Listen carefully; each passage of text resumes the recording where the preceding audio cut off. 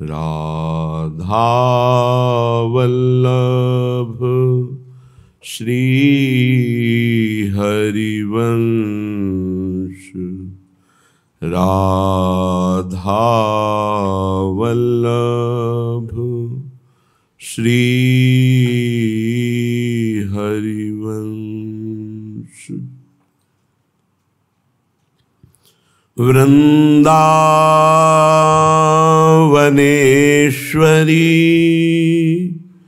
तवैव पदारविंदम प्रेमामृतैकमकरंद रसौघपूर्णम्। हृद्यर्पितं मधुपते स्मरतापमुग्रं निर्वापयत् परम शीतलमाश्रयामि, परम शीतलमाश्रयामि।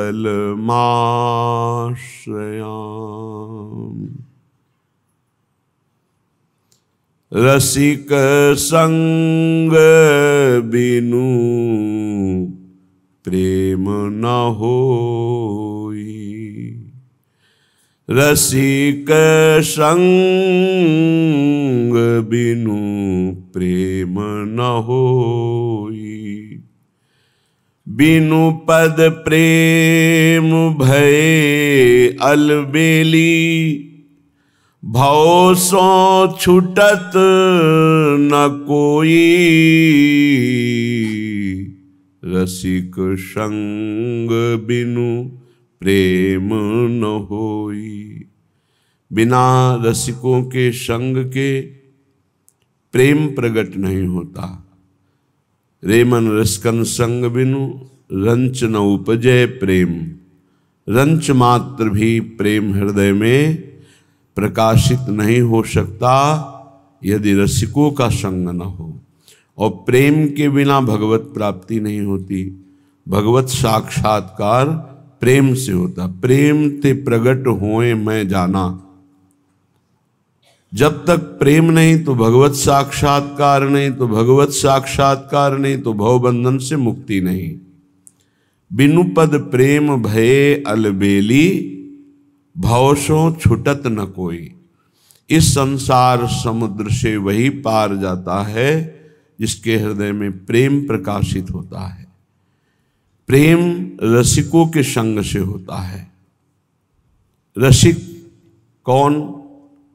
बोले रहत सदा रुचि लीन्हे सेवत, नवल निकुंज निवासी। जस जग जगमग रीति अटपटी, कुंजन करत खबासी। यद्यपि संपूर्ण संसार में उनका यश व्याप्त है, पर वो निकुंज में सदैव दासी के रूप में, श्री जी की सेविका के रूप में, प्रिय सहचरी के रूप में हर समय सेवा परायण रहते हैं। प्रियाजू की रुचि लेकर के उनकी सेवा में निमग्न, और जगत में उनका जगमगाता है यश, बड़ी महिमा, पर हृदय में उनकी अत्यंत दैन्यता। प्रियालाल की मन मन की रुचि जान नेह विधि अनुसरें, सदैव निकुंज में निवास करते हैं। रसिक कैसे? बोले छवि मधु छके खुमारी, निशिदिन रहत चरण चित दीन्हे। अधम उदाहरण कारण डोलत, रसिक रूप रस भीने। प्रियालाल के रूप रस में डूबे हुए मानो कोई नशे में हो। छवि मधु छके खुमारी निस्दिन, घूर्णित नेत्र, अरुणता छाई हुई नेत्रों में, क्योंकि नेत्र रूप रस में ऐसे डूबे हैं कि न नींद है न जागृत है। अखियां सोई न जगी, क्योंकि अखियां रूप के रंग रंगी।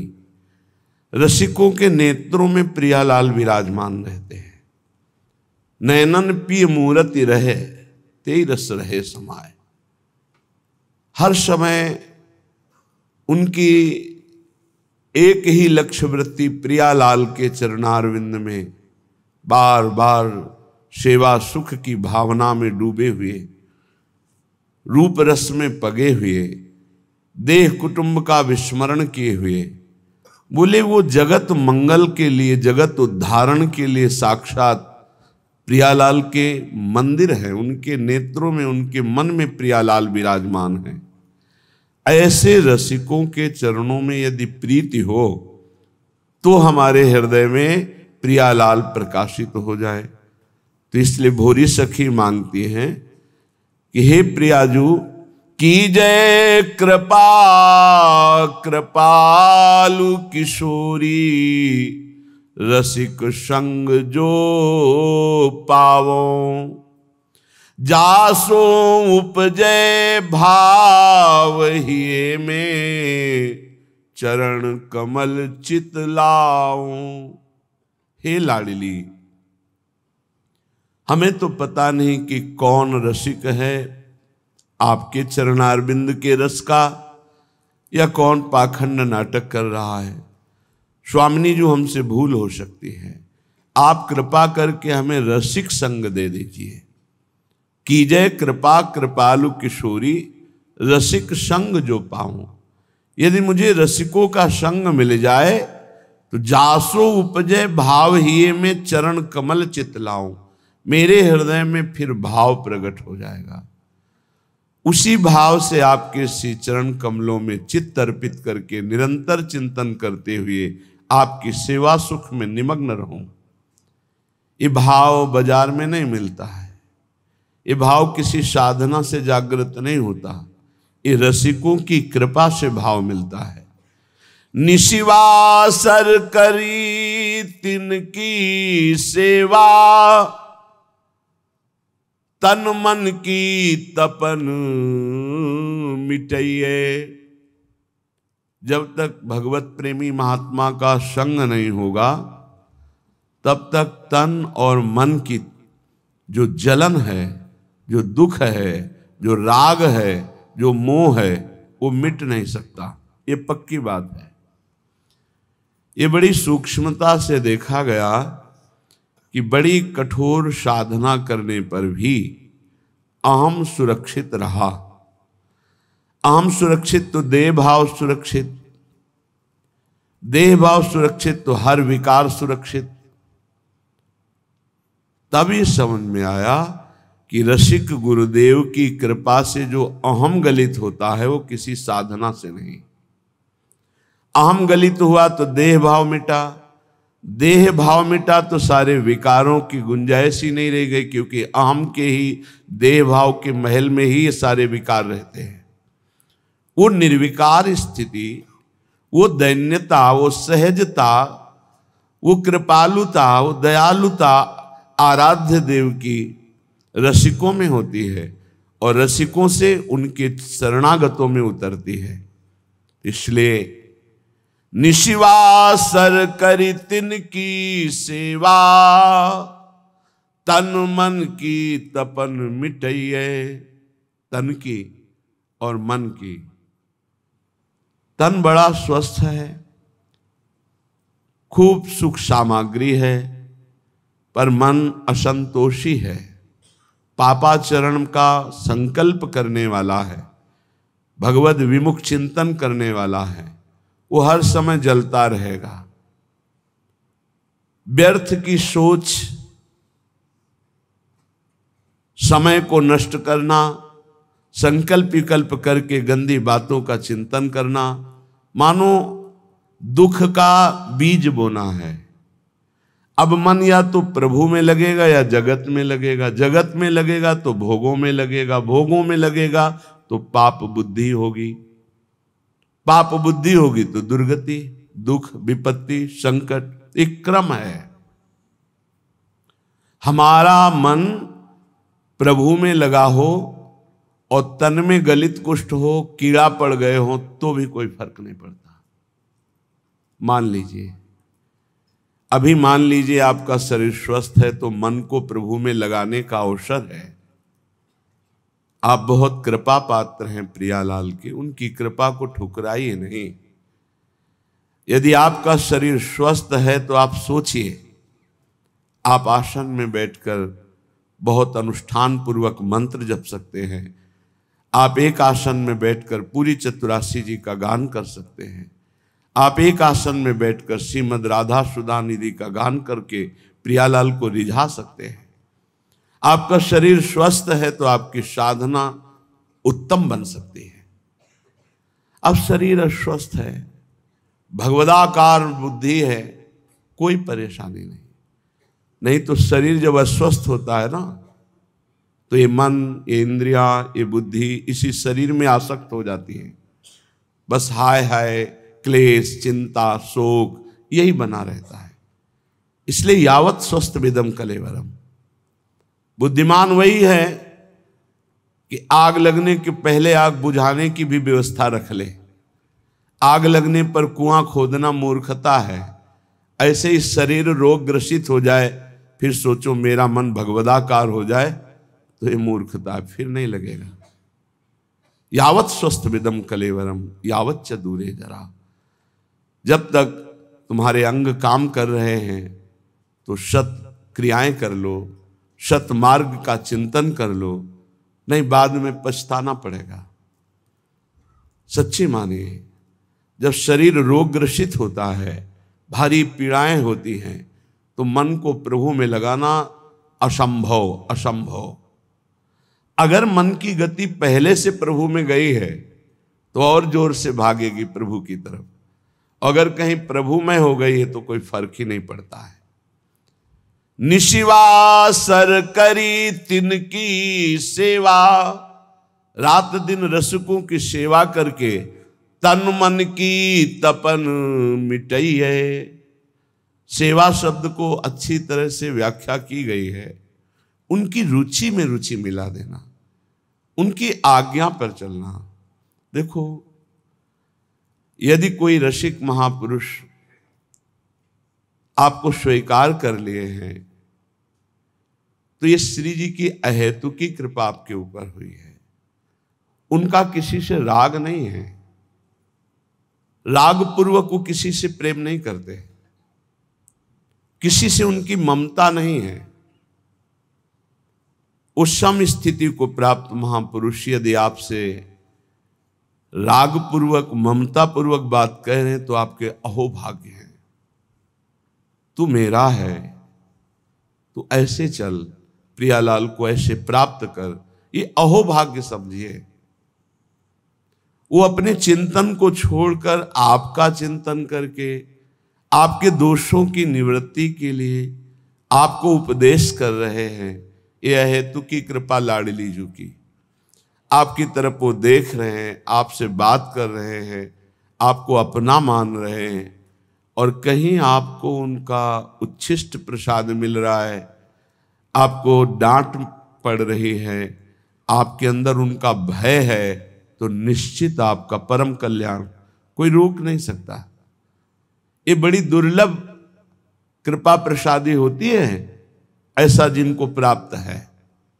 कौन सतमार्ग में प्रेरित करता है, कौन किसी को डांटता है सतमार्ग के लिए। तन मन जीवन वारिये भोरी, भोरी सखी है। अगर ऐसे रसिक मिल जाएं तो तन मन दोनों न्योछावर कर दो, उनकी आज्ञा पर चलो। जैसे बेटा स्वस्थ हो, खेल रहा हो, ये देखकर माँ को जो सुख मिलता है वो किसी और को सुख नहीं मिलता है, और तो देखकर बस चल देगा, लेकिन सुखानुभूति माँ को होती है। ऐसे ही जब कोई परमात्मा प्राप्ति के लिए साधन परायण होता है, हृदय में वो गुरु आज्ञा का पालन अक्षरशः करता है, तो जो गुरुजनों को सुख मिलता है, रसिकों को सुख मिलता है, वो कोई नहीं जान सकता। एक दृष्टि में जीवन का परिवर्तन करने की सामर्थ्य होती है। वो दृष्टि कब प्राप्त होती है? जब वो संपूर्णतया ये जान लेते हैं कि आप उनकी आज्ञा में हैं, आप उनके हैं, आप एक अक्षर भी उनकी आज्ञा का उल्लंघन नहीं करते, तो हृदय में एक आह्लाद होता है। उसी आह्लाद स्थिति में जब श्री जी के सुमिरन में गाढ़ चिंतन में होंगे, उस समय जब आपका चिंतन कर लेंगे तो आप निहाल हो जाओगे, आपके जीवन का परिवर्तन हो जाएगा। रसिक महापुरुषों की कृपा जानते हो कैसे होती है? जो एकांत में प्यारे जू की सेवा में होते हैं भाव देह से, और उस समय जिसका चिंतन कर ले बेड़ा पार हो गया। उस समय जिसका चिंतन कर ले, उस समय उसी का चिंतन प्रियाजू देती है। प्रियाजू देती है जो तन मन प्राण समर्पित करके उनकी आज्ञा में। एक होता है मुंह देखी समर्पण, मुंह देखी समर्पण, सामने हाजी हाजी करना और पीछे मनमानी करना। और एक होता है जीवन समर्पण, वो देखें ना देखें, बोले ना बोले, माने ना माने अपना, लेकिन हमें उनकी आज्ञा का पालन करना है। ऐसे का स्मरण होता है प्रियालाल की। जब मानसिक सेवा में रसिक महापुरुष होते हैं तब ऐसों का स्मरण, और उस समय जो शीतलता होती है वही शीतलता आशीष बनकर उस जीव का परम मंगल कर देती है जो उनकी आज्ञा पे चलते हैं। भोरी सखी कह रहे, तन मन जीवन वारिये भोरी, आखिन माही बसइये, निशिवासर करी तिनकी सेवा, तन मन की तपन मिटइये। भोरी सखी कहती है, यदि भगवत कृपा से ऐसे रसिकों का संग मिल जाए, तन मन जीवन सब कुछ न्यौछावर कर दे उनके ऊपर, अर्थात उनकी आज्ञा पर चले, आखिन माही बसइये। मेरे नेत्र अगर ध्यानस्थ हैं तो गुरुदेव के रसिक गुरुदेव के ध्यान में मगन है। देखो, वो अपने शरीर का राग मिटाने के लिए ऐसा उपदेश करते हैं कि शरीर से राग मत रखो, लेकिन आप ध्यान रखना, इसी शरीर से प्रियालाल का उपदेश हुआ है, इसी शरीर से गुरुमंत्र मिला है, इसी शरीर से आपको सतमार्ग के सिद्धांत मिल रहे हैं। तो ये शरीर आपकी भगवत प्राप्ति कराने की वृत्ति में समर्थ है। ध्यान मूलम गुरु मूर्ति, ना कि गुरु तत्व।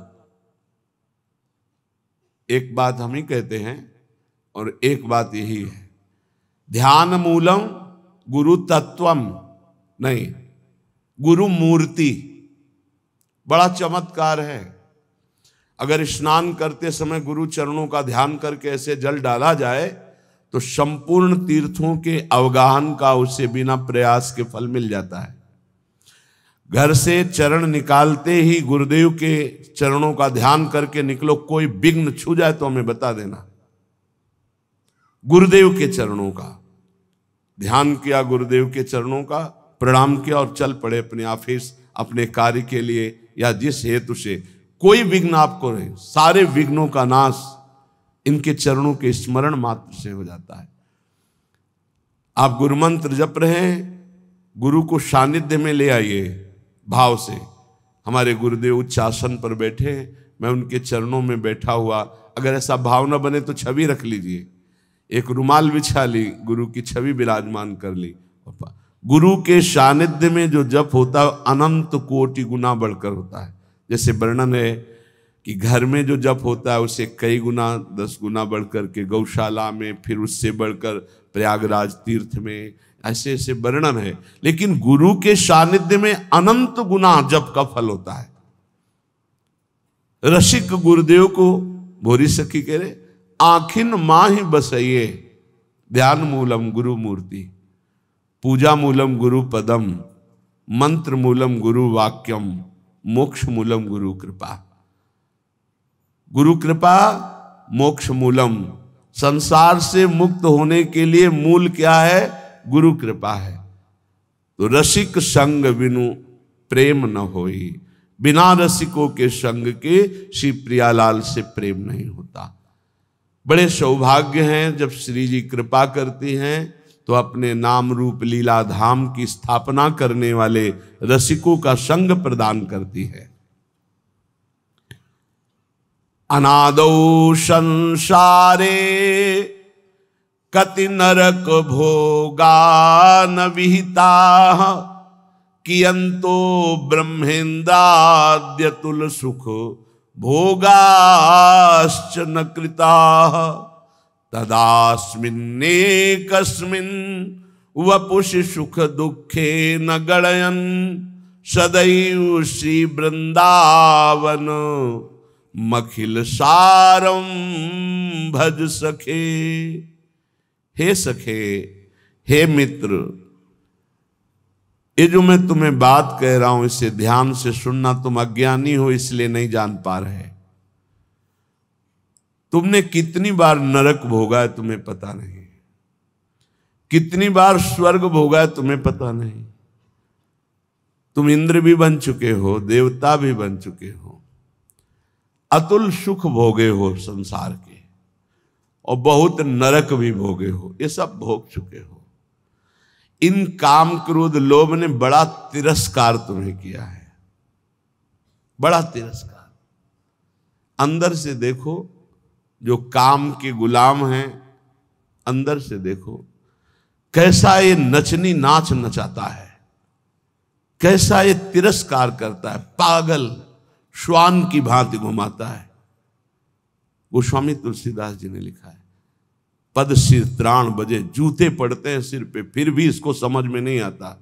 ये काम क्रोध लोभ मोह मद मत्सर ये दुर्गति किए हुए जीव की है, फिर भी इसको समझ में नहीं आता। सिर पद त्राण बजे, हरिजु मेरो मन हठ न तजे।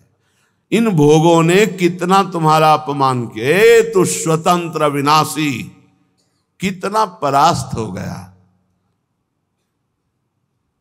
कामी पुरुष चरणों में झुकता है सिर्फ काम संयोग के लिए, कसम खाता है कि आपके सिवा मैं किसी से, क्या क्या दैन्यता, अगर ऐसी दैन्यता गुरुदेव से कर देता तो परब्रह्म की प्राप्ति हो जाती। आप बोलो, आप कहो तो अभी प्राण त्याग दे, आप बोलो अभी प्राण त्याग दे, त्याग देते हैं। क्या क्या इस काम ने नचनी नाच नचा रखा है त्रिभुवन में। श्रीपाद कह रहे बहुत धैर्य पूर्वक, हे सखे, हे प्रिय मित्र, तुम्हें नहीं दिखाई दे रहा, मुझे दिखाई दे रहा है, क्योंकि त्रिकालज्ञ है, तीनों कालों का ज्ञान है। कह रहे तुमने कितने नरक भोगे तुम्हें पता नहीं। जैसे मां के गर्भ में रहे तो क्या पता हमें कैसा कष्ट था, कोई याद नहीं है। ऐसे कितनी बार तुम स्वर्ग गए तुम्हें पता नहीं। अर्थात स्वर्गिक सुख, नारकिक दुख, इनको तुम बहुत भोगे हो। इन काम क्रोध आदि दुश्मनों ने कितना तुम्हारा तिरस्कार किया। धिक्कार है, धिक्कार है। बहुत बहुत विचित्र दशा है। महाराज पुररवा का वैराग्य एकादश स्कंद में लिखा हुआ, पढ़ना चाहिए। और महाभारत में हमने पढ़ा पुररवा जी की दशा, पागलों जैसे उर्वशी के प्यार में डूब। ऐसी स्थिति के प्राण निकल जाएंगे जब उर्वशी अंतर ध्यान हो गई। पागलों जैसी चक्रवर्ती सम्राट महाराज पुररवा, बस जैसे कोई विरही, हा प्रियालाल, हा प्रियालाल, ऐसी दशा। ये दशा देखकर देवी उर्वशी पुनः प्रकट हुई। जे हुई प्रकट हुई तो जैसे मृत को कोई संजीवनी पिला दे, ऐसे हा उर्वशी, उर्वशी का बस आप जानते हो मैं किसी की नहीं होती। मैं केवल पुण्यात्मा के पुण्यों का भोग प्रदान करने के लिए जाती हूं। मैं दयावश आई हूं तुम्हारी दशा देखकर, मैं किसी की नहीं हूं। मैं तो आदेश से आती हूं उसके पुण्यों के प्रताप का भोग करवाने के लिए। तुम्हारे पुण्य क्षीण हो गए, अब मैं तुम्हें स्पर्श करने का भी अधिकार नहीं दे सकती, और तुम मेरा वियोग छोड़ो, मैं किसी की नहीं हूं। अंतर ध्यान हो। तब उनको जो झटका लगा, वैराग्य आया, तो उनका धिक्कार है मुझको। भगवान बड़ी कृपा करते हैं, जब सांसारिक प्यार में ठोकर दे, बड़ी कृपा होती है उनकी। जिनको थोड़ा भी धर्म का ज्ञान है तो उनका रास्ता प्रभु की तरफ खुल जाता है। जैसे चिंतामणि ने ठोकर लगाई तो बिल्व मंगलाचार्य बन गए। ठोकर लगनी आवश्यक होती है। बहुत द्रवित हृदय होता है आशिकों का।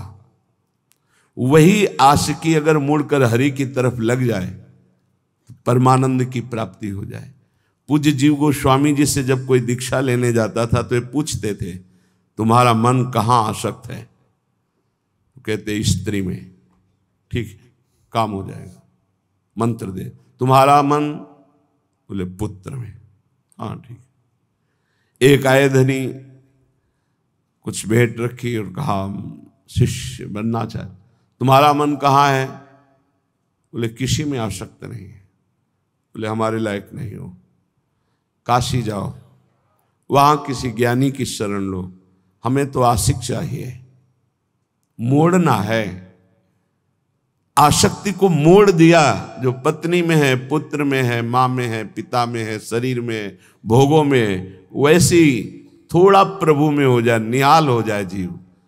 कहते तुम जरा सोचो, सब बैठे हो, सोचो जरा कैसा तिरस्कार करते हैं काम क्रोध लोभ आदि। आप गिड़गिड़ाते हैं, आप चरणों में गिरते हैं और वो रौंदता है काम।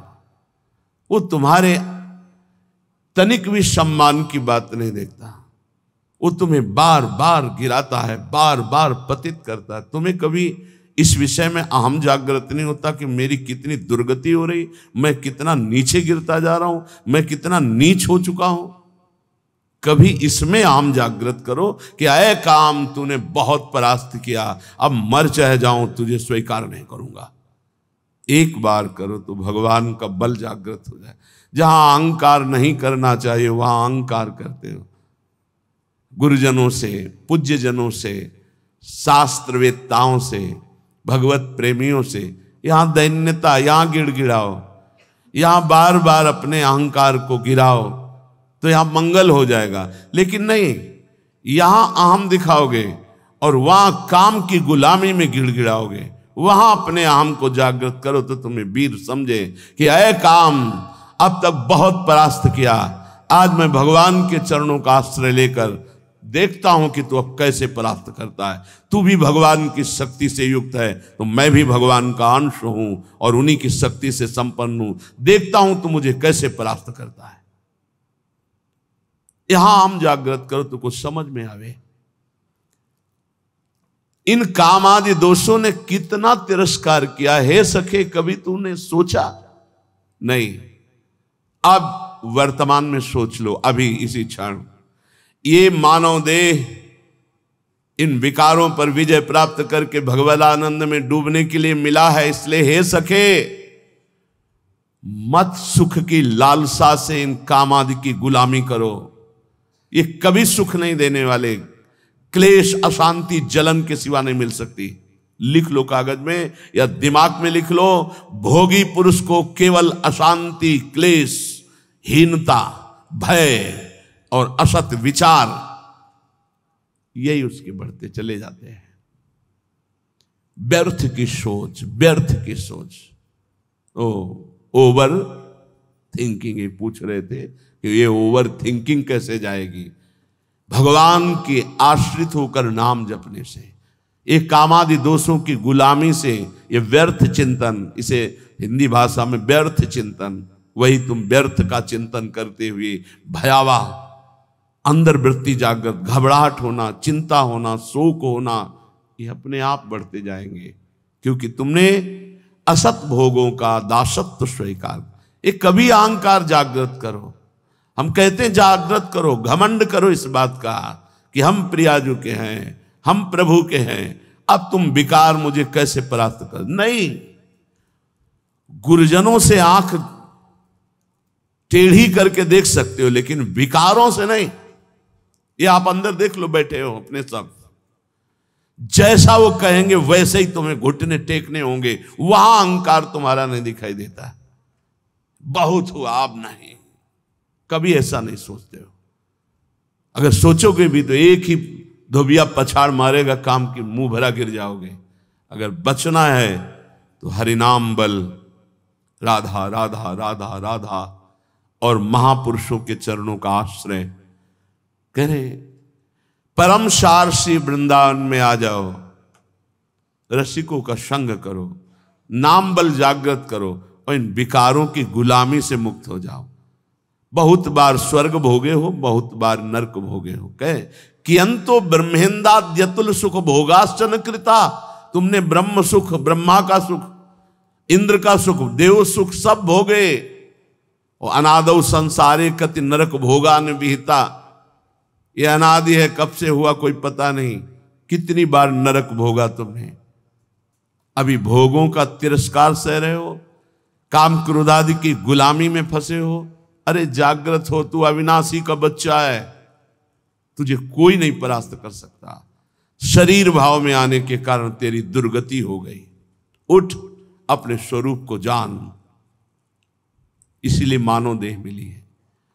श्री वृंदावनवासी पाद रजसा सर्वांगमा गुंठयन, श्री वृंदावन में कमुज्ज्वल तमम पश्यन समस्तोपरि, श्री वृंदावन माधुरी भिर्निशम श्री राधिका कृष्णयो, रप्यावेश मनुस्मरन न दिवस श्रीधाम वृंदावनम।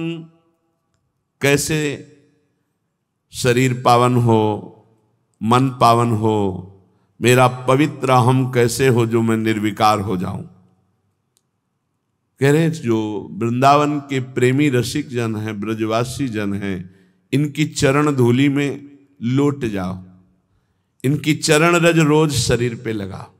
श्री वृंदावन वासी पाद रजसा सर्वांगमा गुंठन, बहुत बड़ी वस्तु है ये वही पकड़ सकता है जिस पर श्री जी की अहेतु की कृपा है। भरत जी जो जड़ भरत जी के रूप में है, उन्होंने यही कहा, बिना महत्पाद रजोभिषेकम, बिना महापुरुषों की चरण रज से अभिषिक्त हुए ये ब्रह्म बोध नहीं प्राप्त होता। प्रहलाद जी ने भी कहा कि जब तक अकिंचन भगवत प्रेमी महात्माओं की चरण रज में अभिषेक नहीं होगा, तब तक मेरी जैसी मति है ऐसी हरि में नहीं होगी। नैषाम मति तावदुरुक्रमांग। यहां श्रीपाद कह रहे हैं, काम क्रोध आदि पर विजय प्राप्त करने के लिए, समस्त भोगों पर विजय प्राप्त करने के लिए, समस्त दोषों का तिरस्कार पूर्वक त्याग करने के लिए क्या करो? बोले श्री वृंदावन वास पाद रजसा सर्वांग मा गुंठयन। कोई अंग न बकाया रहे, पूरे शरीर में वृंदावन की रज लगाओ। ये चिकनी चमड़ी रजोगुण पैदा करके भोगों में फंसाती। मान लीजिए हमारी प्रार्थना, जितना शरीर को सुकुमार करोगे, साबुन लगाओगे, चिकना करोगे, उतना ही मन गंदा होगा। लिख लो दिमाग में, शरीर राग त्यागी ही भगवत अनुरागी होता है। इस बार बढ़िया शरीर मिल गया, अगर बढ़िया कार्य नहीं करोगे तो घटिया शरीर मिलेगा। न जाने कितने पशु पक्षियों को क्या क्या पीड़ाएं सहनी पड़ती, क्या क्या कष्ट सहना पड़ता है, कैसे। इसलिए इस मानव देह की चिकनाहट चमड़ी को देखकर गर्व मत करो कि मैं रूपवान हूं या तू रूपवान है। यहां कोई रूप नहीं, ये सब मरे हुए रूप हैं। मृत्यु लोक है इसका नाम। अगर रूप ही देखना है तो ऐसे ऐसे रूप हैं कि बड़े बड़े जितेंद्री मूर्छित हो जाएं देवलोक में, ऐसे रूप हैं। और देवलोक भूलोक रसातल सुनि कवि कुल मति डरिए, सहज माधुरी अंग अंग की कई कासो पट तरिए। देखो माई सुंदरता की सीमा। आओ इधर देखो रूप, लालजू का लावण्य देखो, प्रियाजू का रूप देखो। श्री वृंदावन में कमुज्ज्वल तमम पश्यन समस्तोपरि। पश्यन देख बा माधुर्य रस की वर्षा करने वाले श्री राधिका कृष्ण यो, श्री श्यामा श्याम यहां बेहरण कर रहे। इसलिए मेरी बात मान जा, वृंदावन की रज को एकत्रित कर लो, और स्नान के बाद रोज लगाओ। हमारी ये बात मान लो, ये जब तक रजकण शरीर में नहीं लगेगा तब तक विषयों पर विजय प्राप्त करना बहुत कठिन है। ये सद्यो वशीकरण चूर्ण मनंत शक्तिम तम राधिका चरण रेणु मनुस्मरामी। ये श्री जी की चरण रज, ये श्री जी की रसिकों की चरण रज में अनंत शक्ति है। उसी अनंत शक्ति से हम इन काम आदि दोषों पर विजय प्राप्त कर सकते हैं। इसलिए परिचर चरण सरोजम तद गौर श्याम रसिक दंपत्यो वृंदावन नव कुंजावली सुमहानंग व्यूहलयो। यदि तू गौर श्याम चरणारविंद की परिचर्या, उनकी समीपता, उनका दर्शन जो इस संसार रूपी महान ज्वाला से आपको बचा लेगा, गौर श्याम चरणारविंद, यदि ऐसा चाहता है तो नवीन नवीन कुंजों में विहरण करने वाले श्री प्रिया प्रीतम के भाव में जो डूबे हुए रसिक जन हैं, उनका संग करो, उनकी चरण रज माथे पे लगाओ, उनकी आज्ञा पे रहो। तो परिचर चरण सरोजम, तो उसका परिणाम क्या होगा?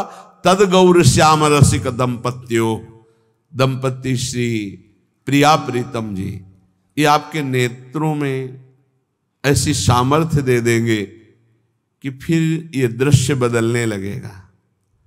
चिदानंद यही वृंदावन है, यही की अद्भुत नौ कुंज, नवीन नवीन लताएं, नवीन नवीन क्रीड़ा परायण श्यामा श्याम, ये आपके नेत्रों में झलकने लगेंगे। जब हम भगवत प्रेमी महात्माओं का संग करते हैं तो हमारे अंदर ये 8 पुष्प जागृत होते हैं, जिन 8 पुष्पों से आराध्य देव प्रसन्न होते हैं। अगर ये 8 पुष्प नहीं तो आपकी पूजा अधूरी मानी जाएगी। हर उपासक के हृदय में ये 8 पुष्प जागृत होते हैं, तब इष्ट देव पूजा स्वीकार करके प्रसन्न हो जाते हैं। ये शास्त्र सम्मत, और ये अभी तो आज आपको सुना रहे, ये नैष्ठिक ब्रह्मचर्य में ही बात पकड़ में आ गई थी। तभी हितधाम तक प्रगट सेवा बहुत ही उदासीनता पूर्वक होती थी। कभी पोशाक नहीं धारण कराया, कभी बस जैसे छवि जो विराजमान यही छवि थी, यही नाम सेवा थी। स्नान और गुरुजी जो इत्र दे देते थे, वो इत्र लगा दिया और इतना मिश्री का टुकड़ा भोग। और हर समय हमारे अंदर यही था कि प्रियाजू का भोग और प्रियाजू के पुष्प कुछ अलग होते हैं, उनकी प्राप्ति हो पहले। अहिंसा सत्यमस्तेयम ब्रह्मचर्य मकलकता एतानि मानसान्याहुर व्रतानि हरितुष्टये। क्या कह रहे हैं?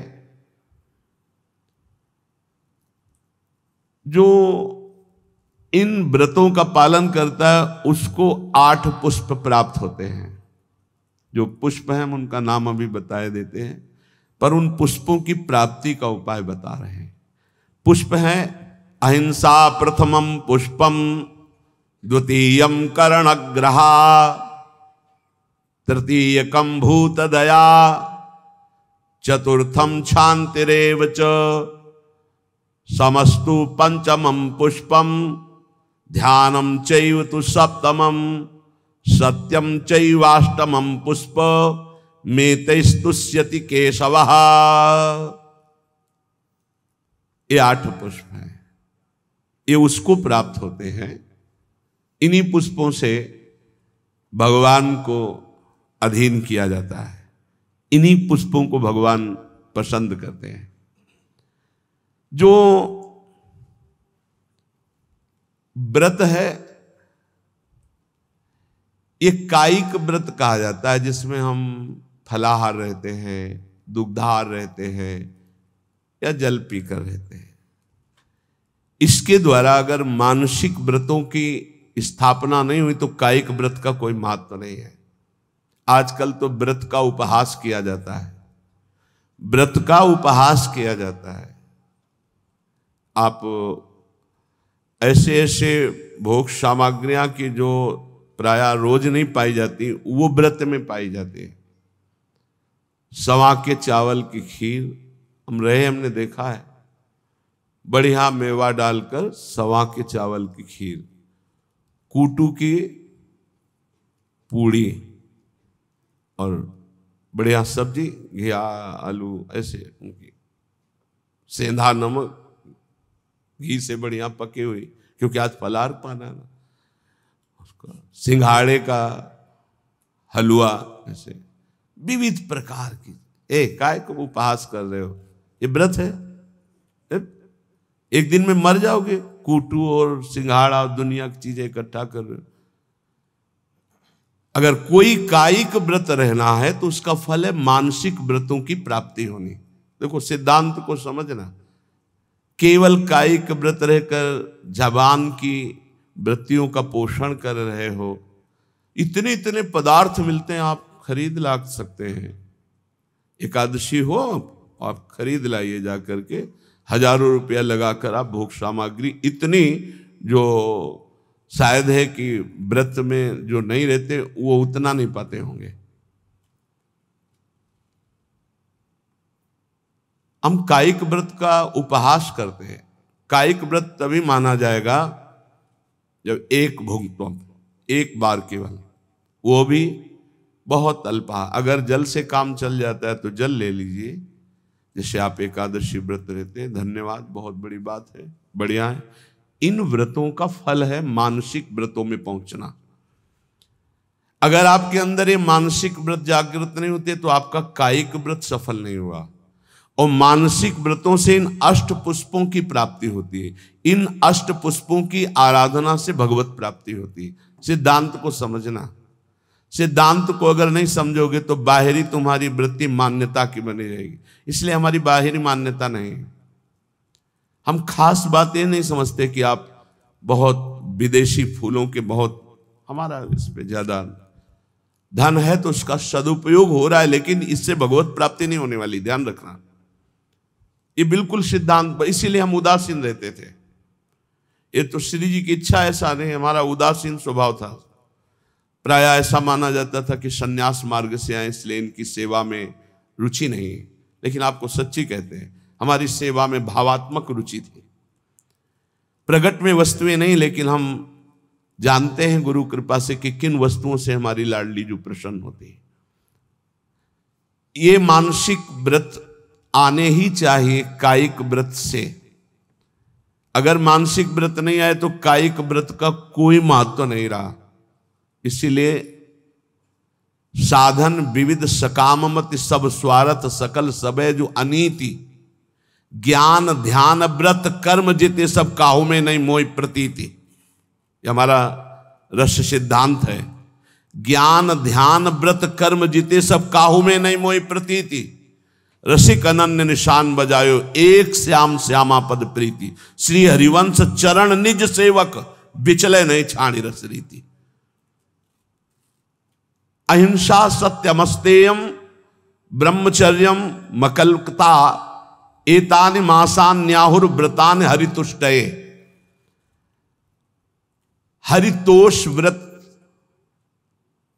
प्रायः इस शब्द को एकादशी से जोड़ा जाता है कि एकादशी हरितोष व्रत है, ऐसा भी माना ये, लेकिन कायिक व्रत है।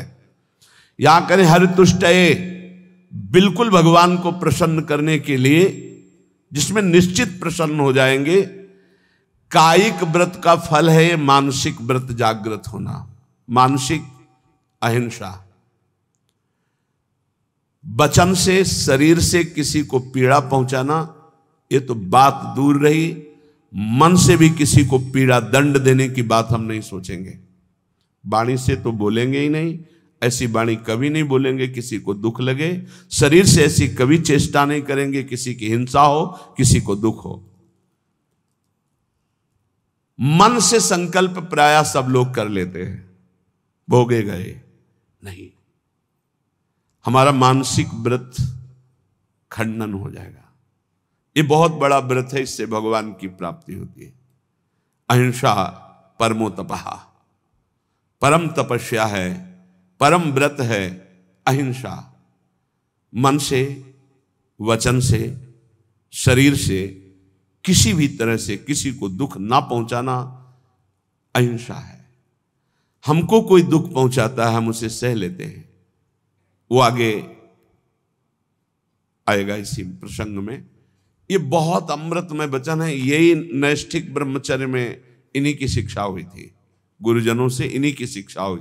इसीलिए बाहरी बातों पर हमारा ज्यादा महत्व तो नहीं रहा कि अमुक वस्तु प्रभु को भोग लगानी है, अमुक वस्तु प्रभु को देनी, इस पर ज्यादा ध्यान नहीं रहा। ध्यान रहा कि प्रभु की प्रसन्नता होती इन आंतरिक महान लक्षणों से। अगर ये लक्षण नहीं होंगे तो बाहरी, फिर तो बड़े बड़े सेठ लोग, धनी मानी लोग प्रभु को रिझा लेंगे ना, क्योंकि उनके पास बहुत सी भोग सामग्री है। लेकिन कभी कदापि ऐसा नहीं पाया गया। प्रभु को रिझाने के लिए यही पाया गया। पहला है मानसिक व्रत, अहिंसा। फिर दूसरा है सत्यम। सत्य कौन है? प्रभु सत्य है। भगवान को सत्य नारायण कहा गया, भगवान को सच्चिदानंद रूपाय, सच्चित आनंद रूपाय कहा गया। सत है प्रभु। यदि हम प्रभु का नाम जप कर रहे हैं, प्रभु के चरणों का आश्रय लिए हैं, तो हम सत का आश्रय लिए हैं, सत का जप कर रहे हैं। यदि संतों का संग करें तो सत संग कर रहे हैं। हमारे अंदर सत विचार हैं, हमारी सत क्रियाएं हैं, तो हमारी वाणी भी झूठ नहीं बोलनी चाहिए। सत भाषण है, सत संभाषण है, सत वार्ता है, वो सत है, वो सत्य है। ये मानसिक व्रत हैं। अगर ये व्रत नहीं है तो कायिक व्रत का कोई महत्व नहीं होगा, क्योंकि कायिक व्रत का, शारीरिक तप का फल है मानसिक में आना। जैसे प्रगट सेवा का फल है मानसिक सेवा में आना, जैसे देह भाव की क्रियाओं का फल है देह भाव रहित होकर स्वरूप में स्थित होना। ये आंतरिक बातें समझो, सिद्धांत जो परम पद प्राप्ति का है। तीसरा है अस्तेयम। किसी की भी कभी कोई वस्तु ना उठाना, चोरी ना करना।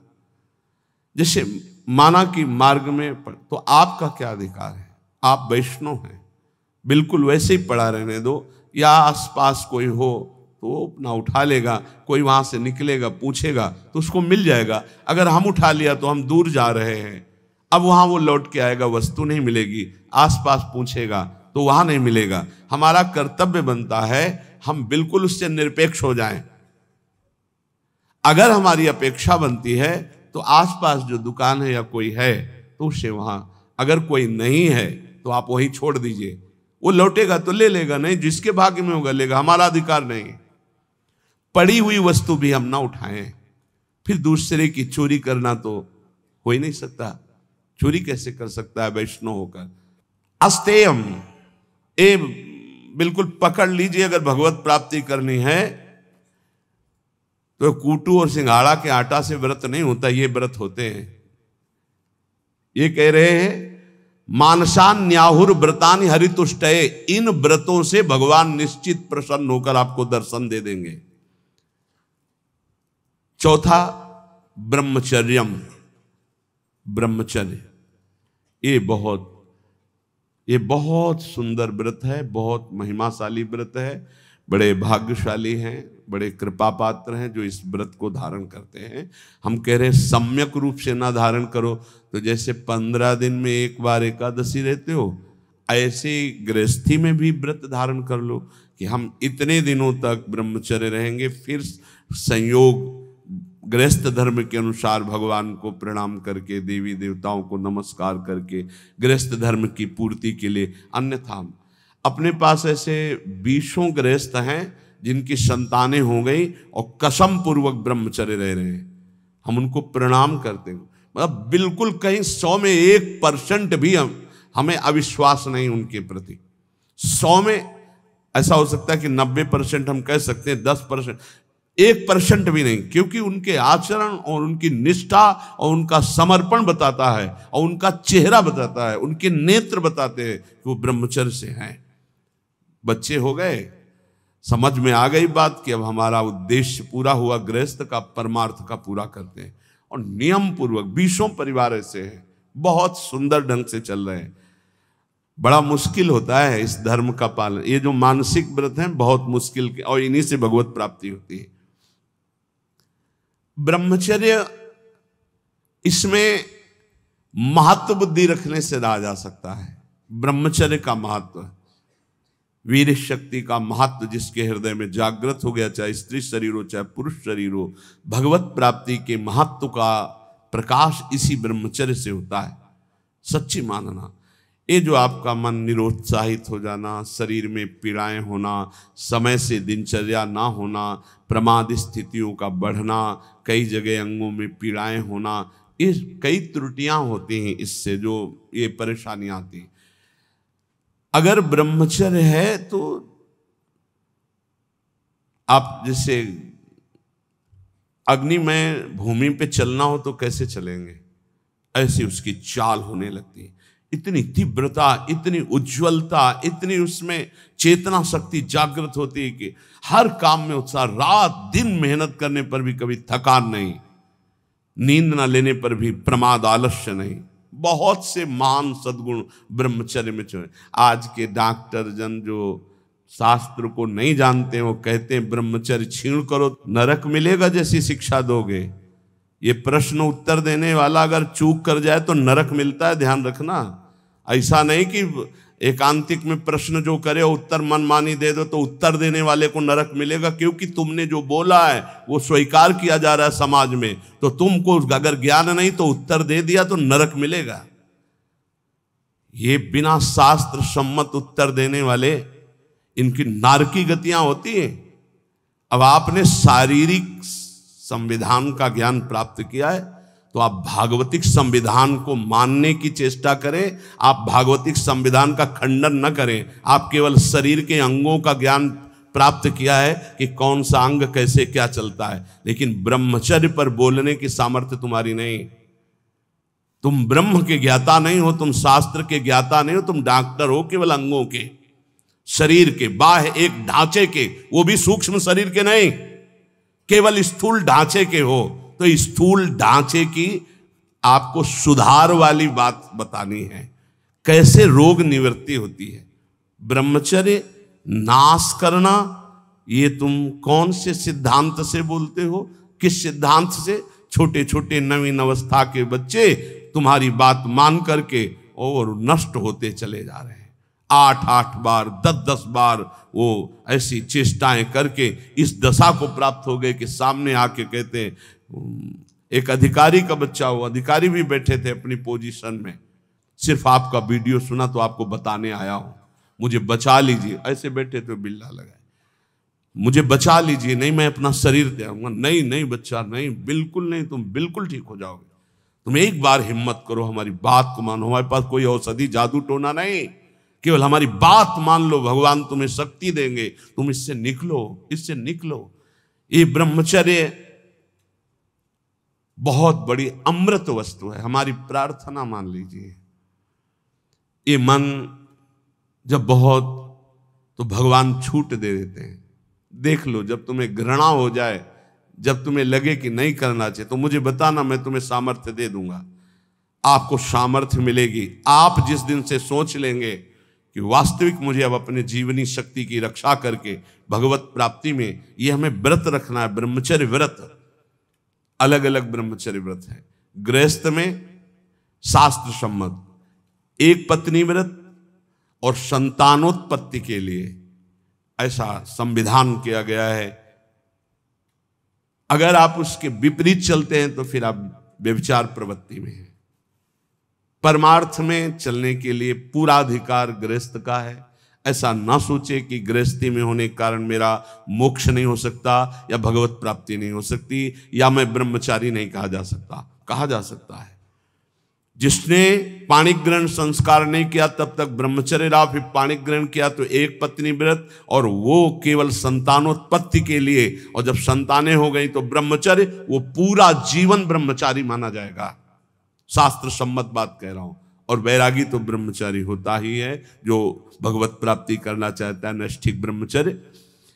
अहिंसा, मन वचन कर्म से किसी को भी पीड़ा या हिंसा न करना। देखो, मच्छर का स्वभाव है वो खून पीता है, भगवान ने उसका स्वभाव बनाया है। हमारा कर्तव्य ऐसे करना नहीं है, हमारा कर्तव्य उसको निकाल देना है, उसको उड़ा देना है। अगर हमारे को बहुत परेशानी, तो मच्छरदानी की रचना भगवान ने कर दी है, आप मच्छरदानी लगा लीजिए, आप उससे बचने की व्यवस्था कर लीजिए, उसको मारने का अधिकार नहीं। ये हम भागवत से बोल रहे हैं, श्रीमद् भागवत में जहाँ नरकों का वर्णन है वहाँ इसका वर्णन है कि जैसे बिच्छू है, सर्प है, मच्छर है, डांस है, खटमल है, इनका रचना ही भगवान ने किया है और इनका स्वभाव ही है। वो ये नहीं जानते कि मैं खून पी रहा हूं तो इसको पीड़ा होगी, नहीं, उसका आहार, जैसे हम गाजर, मूली, ये सब वस्तुएं पाते हैं बड़े स्वाद से, मुझे नहीं पता है कि ये जीव है। ठीक जीव वैसे ही वो है जैसे अन्य जीवों में है भगवत चैतन्य शक्ति। आप देखो, मूली है हरी भरी ऐसे, और उखाड़ लीजिए थोड़ी देर में वो मुरझा जाएगी, अर्थात वो जीव गया, जो मूली में था वो गया। अब वो जीव जीव, आहार जीव बिना जीवे नहीं। तो हमारे लिए जो शास्त्र सम्मत है उसे हम बड़े आराम से पाते हो, मुझे पाप नहीं लगता। ऐसे ही जब मच्छर खून पीता है, उसको ये नहीं लगता कि मैं किसी का खून पी रहा हूं, उसको लगता मैं अपना आहार ले रहा हूं। अब उस आहार लेने में हमको पीड़ा हो रही, इसलिए हम उसको हटा देते हैं, उसको उड़ा देते हैं, हो गया उसका तो काम एक ही में। वो उसको तो मारना अपराध हो जाएगा, ऐसे हुआ मर गया, स्वाभाविक, वो बात अलग है। किसी भी जीव की हिंसा ना हो, ये भगवत प्राप्ति के लिए अत्यंत आवश्यक है। कुछ लोग बोले काल है सांप, नहीं भाई, अगर वो ठीक समय से काटने का समय है आपका, तो आप किसी भी खंड में कहीं भी हो, उसी समय वो वहां प्रवेश करेगा और आपको काट लेगा। और नहीं काटेगा तो हम सेनपुर में रहे हैं, जो शाम टाइम जैसे लोग भ्रमण के लिए निकलते हैं ना, ऐसे सहस्त्रों सर्प, सहस्त्रों, शास्त्र माने हजार होते हैं, कोबरा, पानी वाला, कैसे पैथन, मोटे मोटे जो अजगर टाइप, कितने सांप, कोई केली कर रहा है, कोई फुसकार रहा है, कोई टहल रहा है, इतना भारी जंगल, जिधर जाओ उधर सांप ही सांप। पद्मासन लगाए बैठे, बगल से उठा, पूरी हिम्मत से बैठे हुए कि अगर इसको काटने का समय है तो काटेगा, नहीं काटना तो बिल्कुल नहीं काटेगा, ये निश्चिंत। और सामने से निकल के खड़ा हुआ, अब अंदर से एकदम भगवदाकार व्यक्ति, प्रभु हैं, फंड नीचे किया, चला गया। ऐसा दृढ़ विश्वास था। और बीछी तो ऐसे थी जैसे काले चीटी चीटा घूमते हैं। ये हम जब कभी कोई सेनपुर का आवे, तिवारीपुर गंगा के किनारे, तो पूछ लेना, वहां दोपहर के समय भले कोई गंगा नहाने चला जाए, नहीं वहां दिन में सुबह और शाम तो कोई जाता नहीं था, रात्रि में तो केवल 2 लोग रहते थे, एक सिद्ध पंजीरी बाबा और एक अपले वहां, तीसरा कोई। दोपहर के समय वहां भले कोई आ जाए, सुबह शाम वहां इन जीव जंतुओं की ऐसी बाहुल्यता, कभी भी ऐसे टच नहीं किया, कभी नहीं टच।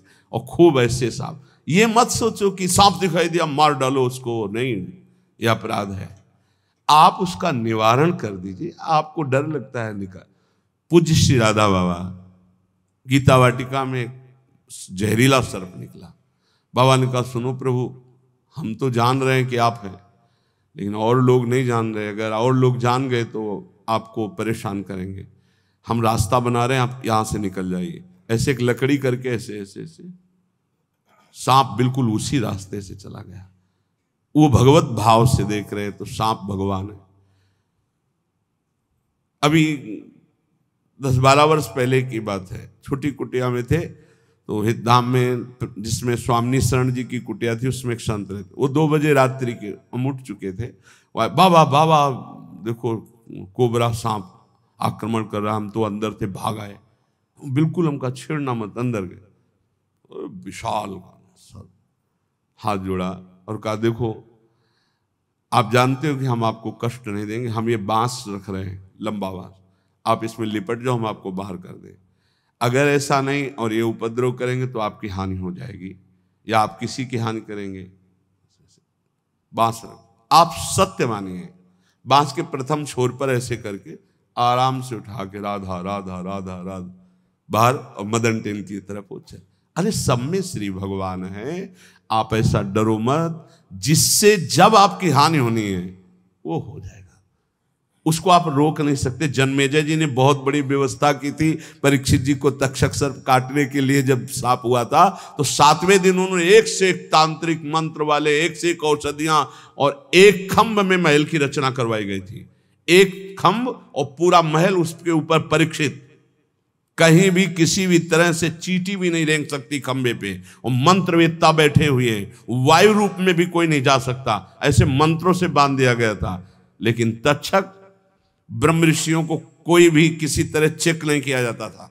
वो भेंट देने कि आज पक्षी जी का 7वां दिन है, शायद ऐसा हो जाए कि ऋषि का साप तक्षक डसे तो उनको परीक्षित जी के पास, तो बड़े बड़े ब्रह्म ऋषियों को एक पुष्प में बहुत छोटा, एकदम जैसे पुष्प का पराग उससे भी छोटा रूप रख के तक्षक बैठ गया। फूल लिए जा रहे और स्वयं मंत्रवेत्ता ऋषि हैं और उन्हीं के हाथ में कोई मंत्र काम नहीं कर रहा, क्योंकि खुद मंत्र में जा रहे हैं। ऐसी जगह बैठा कि कोई चेक नहीं कर सकता, कोई मंत्र का प्रयोग नहीं हुआ। गए जे परीक्षित के हाथ में दिए, परीक्षित जी ने जे ही प्रणाम मुद्रा में से किया, विशाल काय रूप धारण किया, भस्म किया, आकाश में अंतर ध्यान।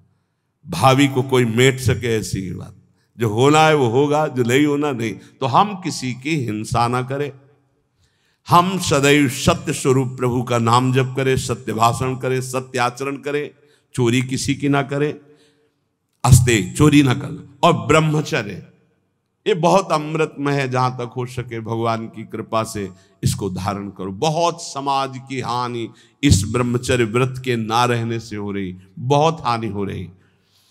और कह रहे अकल्प, किसी भी तरह से कपट न करो, किसी के साथ व्यवहार छल कपट वाला, सीधी सादी बात रखो, सरल स्वभाव न मन कुटिलाई।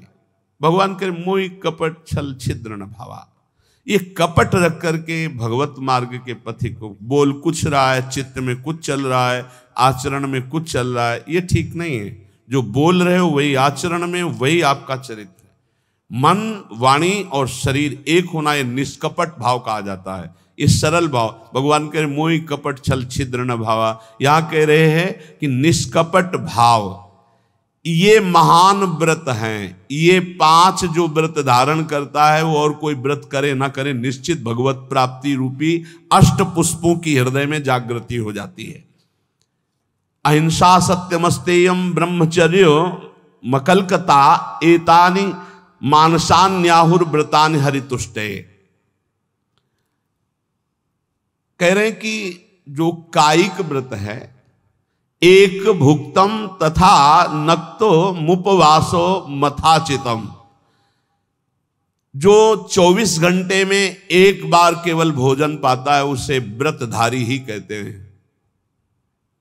भले वो अन्न पर एक बार, कोई भी व्रत की पूर्णता एक बार, अगर 2 बार 3 बार तो व्रत नहीं माना जाएगा। नहीं, सुबह खूब आधा लीटर पौन लीटर दूध में चाय की पत्ती डाल के, आज एकादशी है ना, आज अमुक व्रत है ना, और वो लिया। फिर 10-11 बजे फल फ्रूट और सब ये खूब दबा के, और 4 बजे फिर, और फिर 8 बजे रात्रि के। इसमें न मत रहना कि तुम्हारा व्रत है, कोई व्रत नहीं है, कोई व्रत नहीं तुम्हारा हुआ। अगर आप एकादशी व्रत हो तो 24 घंटे में एक भुक्तम तथा नक्तो मुपवासो मायाचितम, अयाचित भाव से विरक्त को और धर्म पूर्वक कमाए हुए अर्थ से गृहस्थ को एक बार। व्रत हो तो किसी का दिया हुआ पानी भी मत पीना, नियम है। गृहस्थ हो तो आज तुम्हारा व्रत है, किसी का पानी नहीं, फलाहार की तो बात जाने दो। अपने घर में जो कुछ आपको मिल जाए, वो एक बार 24 घंटे में अगर व्रत पूरा करना है तो एक बार जल भरे 2-3 बार ले लो, लेकिन खान पान का कोई भी सामग्री फलाहार या दुग्धार एक बार करो तो व्रत माना जाएगा। वैसे अगर 24 घंटे में एक बार अन्न पाता है तो व्रत वाला ही कहा जाएगा, उसका व्रत ही माना जाएगा। ये शास्त्र एक भुक्तम तथा नक्त मुपवास मयाचितम, अयाचित भाव से एक बार जो प्राप्त हो गया उसको शरीर, एक बार से प्राणों का पोषण अच्छा हो जाता है। जिनका भगवत कृपा से अभ्यास बन जाए तो देख लो, लेकिन बहुत ही कठिन है जिनका बाल भोग सुबह से हो चाय और बिस्कुट और नाश्ता, और फिर दोपहर में, फिर शाम के 4 बजे चाय नाश्ता, और फिर 8 बजे भोजन। तो शरीर पोषण 14 बार करके कोई भगवत प्राप्ति के मार्ग में चले तो भाई प्रणाम है। वैसे पीछे तो ऐसे नहीं चला गया, पीछे तो ऐसे हमने नहीं देखा किसी महापुरुष को कभी ये चाय नाश्ता का तो कोई सवाल ही नहीं। यार ये 24 घंटे में कभी कुछ मिल जाए तो बड़ी कृपा। एक भुक्तम, बहुत बढ़िया भजन होने लगेगा, देखो करके देखो। और जिसको कब्ज होने लगे तो आंवला मंगा लो, भोजन के साथ आंवला की गुठली जो वहां, हाँ टेंडी जो क्या, हाँ जो भी भैया, मैं तो शब्दों का, वो पंसारी की दुकान में मिल जाता है। 4-5 ऐसे फुला लो, ऐसे रोटी के साथ ले लो। कभी हम तो कुछ मिलता ही नहीं था तो इससे वर्षों कटा है, सब्जी ही नहीं, वर्षों ऐसे रोटी मांग ली उसी से पा लेते। कब्ज नहीं बनती। साधु को कब्ज पर ध्यान देना चाहिए, कब्ज होने पर फिर प्रमाद स्थितियां आती, भजन में बाधा पड़ती है। रात्रि में तो उपवास वाले को कुछ लेना ही नहीं चाहिए। संध्या काल में, मतलब संध्या के पहले 4 बजे के लगभग एक बार ले ले, 24 घंटे रात दिन भजन, तब तो उपवास। इत्येवं कायिकम पुंसाम व्रत मुक्तम नरेश्वरम,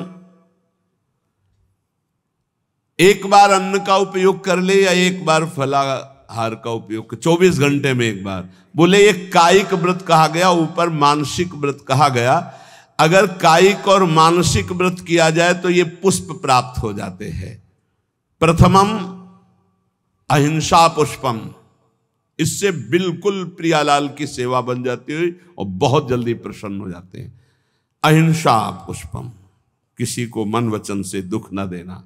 द्वितीयम करणग्रहा, करण अंतःकरण और इंद्रियां, इनका जो आग्रह होता है विषयों की तरफ जाना, उनसे हटा करके प्रभु में स्थित करना। अंतःकरण इंद्रियों को प्रभु में स्थित कर लेना, ये दूसरा पुष्प है।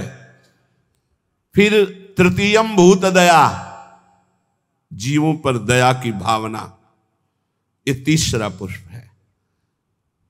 चैतन्य महाप्रभु ने श्री सनातन जी को उपदेश किया था, नामे रुचि, वैष्णव सेवा और जीवे दया। जीवे दया, नामे रुचि, वैष्णव सेवा का इससे बढ़कर और कोई उपदेश नहीं। 3 बातें। जब किसी को दुखी देखा जाए तो अपने चित्त में दुख आ जाना, कैसे इसकी दुख की निवृत्ति करूं, ये वैष्णव हृदय होता है, ये भक्त हृदय होता है। इससे भगवान बहुत प्रसन्न होते। दूसरे को दुखी देखकर द्रवित हो जाना, भले हम नहीं निवारण कर पा रहे पर हमारे हृदय में पीड़ा है कि कैसे इसके दुख का निवारण हो। हे भगवान, मैं तो असमर्थ हूँ, इस पर सेवा नहीं कर सकता, अर्थ नहीं है, ऐसी व्यवस्था नहीं है, ऐसा भाव नहीं, पर मुझे लगता है मैं इसे सुख प्रदान करूँ। इतनी भावना से ये पुष्प भगवान के पास गया और आपके ऊपर भगवान प्रसन्न हो गए। जीवे दया तृतीयकम पुष्पम, तीसरा पुष्प है समस्त जीव पर दया। चतुर्थम शांतिरेव च, चौथा पुष्प है शांति।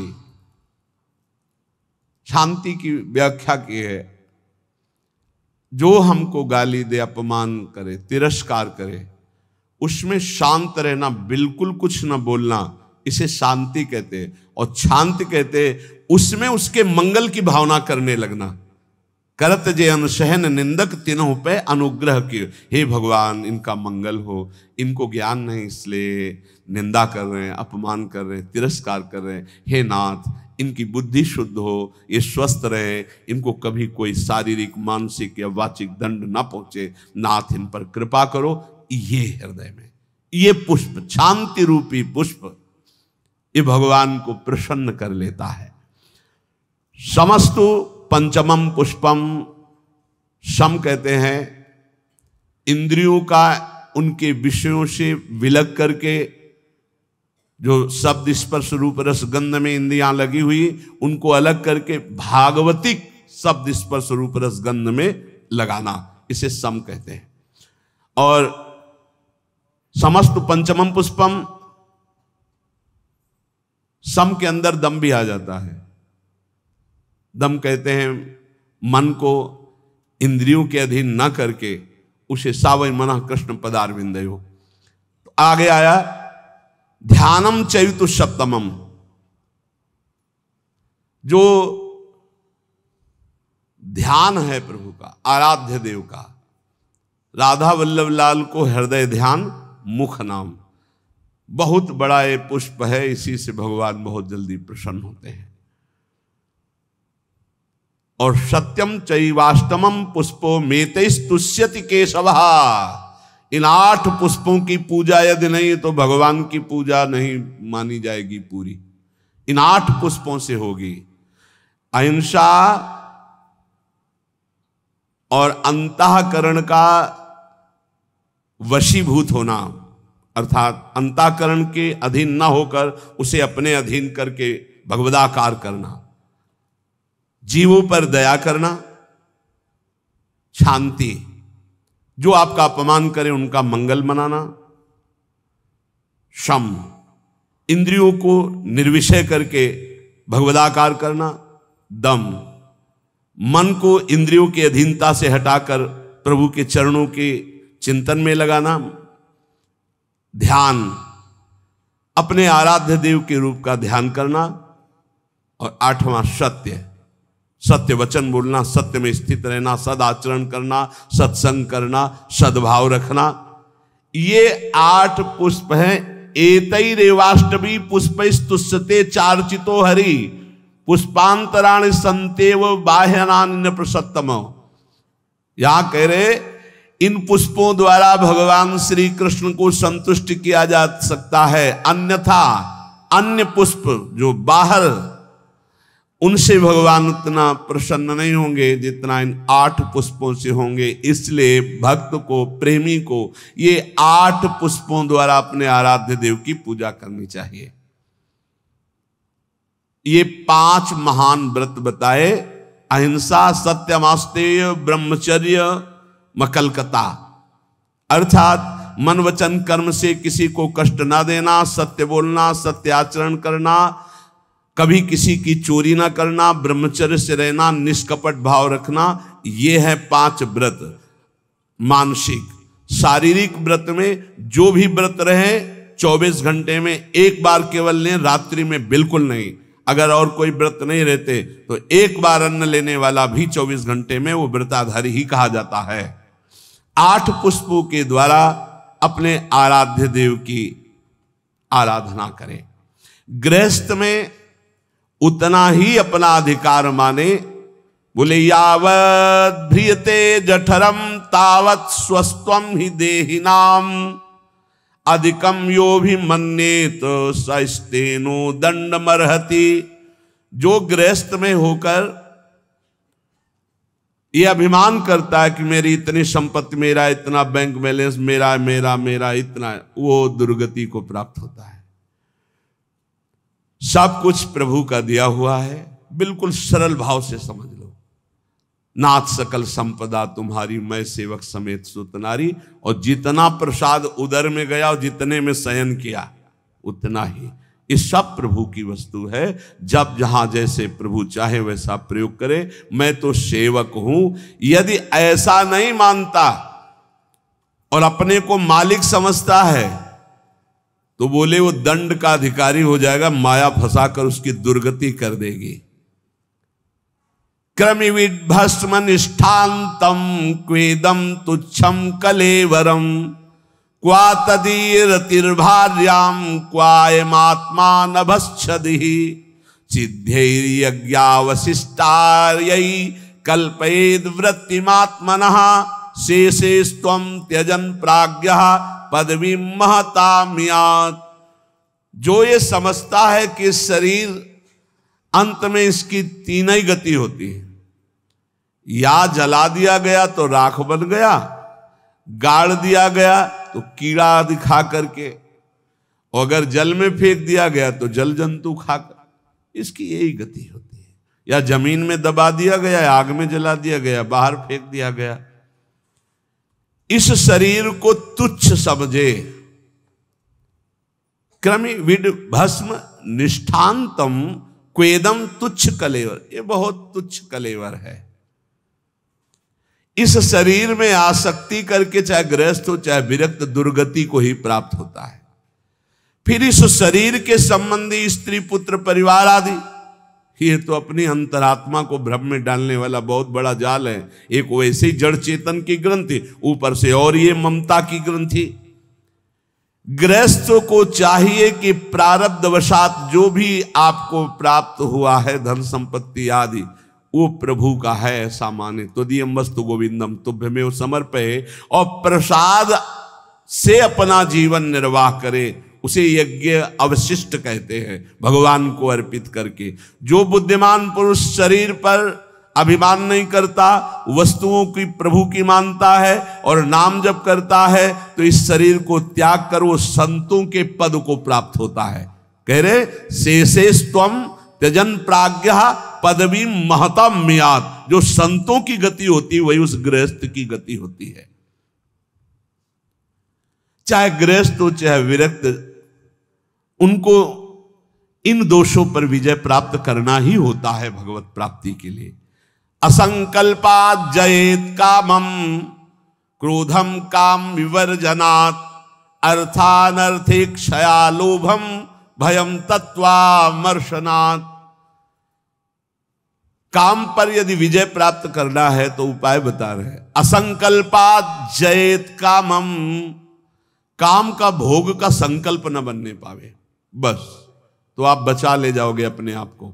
यदि मैं भोगूंगा ऐसा संकल्प बन गया तो आप नष्ट हो जाओगे। प्रायः काम की चतुरता कोई नहीं जान पा रहा है। बहुत ये अंदर का चिंतन किया हुआ विषय आपको परोस रहे हैं, अगर आप पा पाओ। काम मन में अहम में जो ही आया तो पहले ये हमको लपेटता है। हम समझते हैं मुझे देखना है, मुझे छूना है, मुझे भोगना है। जहां ये आया बस आपका काम खत्म, अब वो अपना काम करवा लेगा। अगर आप दृष्टा बने रहे, इसके लपेट में ना में, तो आप जीत जाएंगे इसे। कि दृष्टा, एक काम आ गया मन में, एक काम अहंकार में आ गया, अहम में, नहीं नहीं मुझे नहीं भोगना। ए काम, तू वहां है, मेरे पे नहीं है। मैं तुझे देख रहा हूं, तू मेरे को नहीं देख सकता, मेरे को स्पर्श नहीं। हम भूल करके उसके लपेट में आ जाते हैं, तभी हम कामी कहलाए, तभी हम परास्त हो जाते हैं। असंकल्पात् जयेत कामम, संकल्प ही मत बनने दीजिए। कब संकल्प बनता है? ध्यायतो विषयान पुंसा संगास्तेषु उपजायते। जब हम विषयों का चिंतन करते हैं, देखा सुना बोला बातचीत की, उसका चिंतन बना, तो ध्यायतो विषयान पुंसा संगास्तेषु उपजायते। अब उस भोग करने की संकल्प वृत्ति जागृत हो रही है। कब? जब उसका चिंतन किया, उसको देखा, उसका सुना, उसका मन। इतना समय क्यों दिया? ये गलती क्यों की? असंकल्पात् जयेत कामम, तुमने समय दिया, संकल्प बना दिया, अब तो तुम्हें भ्रष्ट होना ही पड़ेगा। अब तुम्हारे पास रह नहीं गया कुछ बचाने के लिए, ले जाएगा, नष्ट कर देगा, तुम तन्मय हो गए। काम से बचने का उपाय बता रहे हैं। ध्यान ना होने पावे, संकल्प ना बनने पावे। ध्यायतो विषयान पुंसान् संगास्तेषु उपजायते संगात् संजायते कामा कामात् क्रोधो भी जायते। क्रम है।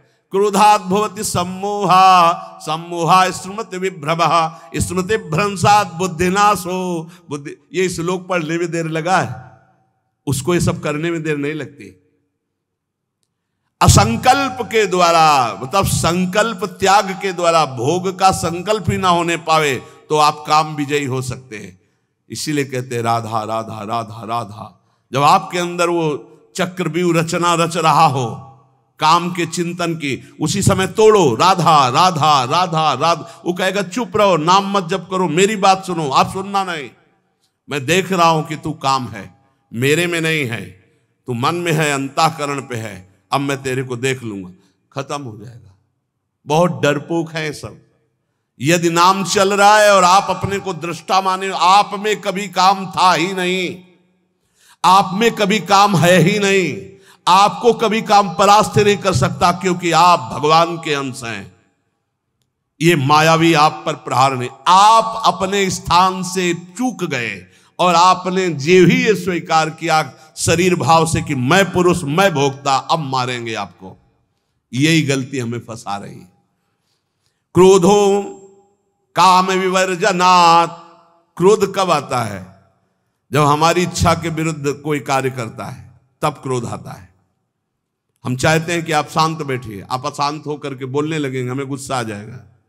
हम चाहते हैं धर्म से चलिए, आप अधर्म से चलेंगे, क्रोध आ जाएगा। हम जो चाहते हैं उसके विपरीत जब होता है तब क्रोध होता है।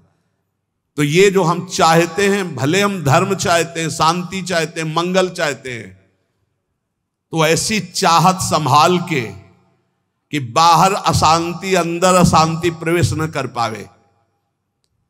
अगर बाहर कोई अशांत हो रहा है तो जोई जोई प्यारो करे सोई मोई भावे। शांत, आप तो शांत रहिए, अशांति आपके अंदर न जाने पाए, क्योंकि आप शांति प्रिय हैं। हम क्या करते हैं, बाहर शांति स्थापन के लिए अंदर शांति खो देते हैं। बाहर हमारी इच्छा के विपरीत हुआ कि अंदर हम अशांत हो जाते, गड़बड़ी। बाहर अशांति होने दो, अंदर शांति बनी रहनी चाहिए। हमारे इच्छा के विरुद्ध जब कोई कार्य करता है तो क्रोध आता है। कामना के विरुद्ध जब कोई कार्य होता है तब क्रोध आता है। क्रोध सबसे पहला काम करता है, वो मूढ़ता पैदा कर देता है। क्या कहना चाहिए, क्या करना चाहिए, सब खत्म हो जाता है। और मूढ़ता काम करती स्मृति का नाश करने का। मूढ़ता ही फौरन स्मृति का नाश किया। आप कौन है, आपका क्या कर्तव्य, आप क्या कर रहे हैं, भूल गए। और स्मृति नष्ट होते ही बुद्धि भ्रष्ट हो जाती है। और ये सब कहने में देर लगा या सेकंड में हो जाता है। इसीलिए क्रोध को जीतने के लिए इच्छा का त्याग करो। संतुष्टायन के नोवा, कैसी भी परिस्थिति हो क्रोध नहीं आना चाहिए। फिर कह रहे हैं लोभम अर्थानर्थिक क्षया। ये रुपया ये अनर्थ ही करता है, अनर्थ ही करता है। यदि भगवान का भजन नहीं हो रहा तो ये रुपया अनर्थ पैदा कर देता है। यदि शब्द इसलिए लगाया कि अगर भगवान का भजन हो रहा है तो सुधन धन्य कहा गया प्रथम गति जात की। संत सेवा में, भगवत आराधना में, प्रभु के उत्सवों में, अन्य जीवों की सेवा में वो धन जाता है। बोले अब देखो ये सत्संग बना हुआ है, सत्संग हॉल, कितने लोग सुखपूर्वक भगवत चर्चा, अब इसमें किसी न किसी का तो अर्थ लगा है, तो धन्य है। जब तक सत्संग होता रहेगा, नाम कीर्तन होता रहेगा, ये बना है, उसका सुकृत हो रहा है। देने वाला तो गया, लेकिन उसका अर्थ और उसका ब्याज और उसकी महिमा उसको परम सुख प्रदान करती रहेगी, क्योंकि ये भी धन है।